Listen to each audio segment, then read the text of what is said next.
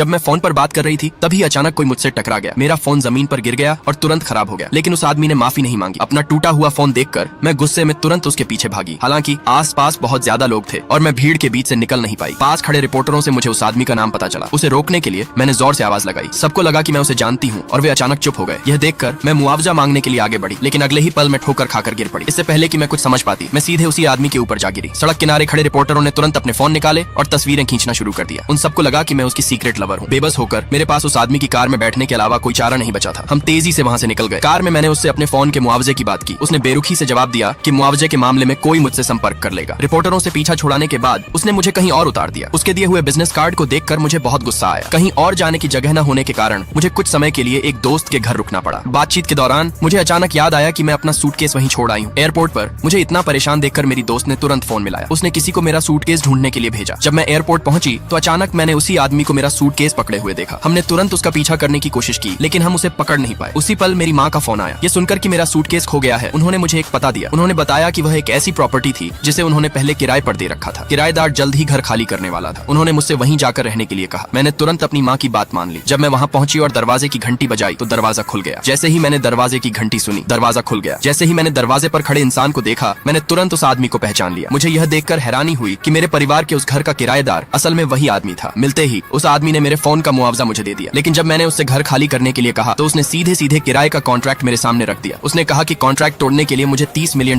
का जुर्माना देना होगा। इतनी बड़ी रकम सुनकर मैं हैरान रह गई। मेरी प्रतिक्रिया देखकर उस आदमी ने सब कुछ समझाया। एयरपोर्ट पर खींची गई तस्वीरें पहले ही काफी फैल चुकी थी। कंपनी के नुकसान की भरपाई करने के लिए उसे मेरी जरूरत थी कि मैं उसकी गर्लफ्रेंड होने का नाटक करूं। इस डील के हिस्से के तौर पर मुझे किराया नहीं देना पड़ता, वह तो मुझे 2 गुना किराया भी देता। उसके हाथ में मौजूद कॉन्ट्रैक्ट को देखकर मैंने बिना किसी हिचकिचाहट के उसके प्रस्ताव पर सहमति दे दी।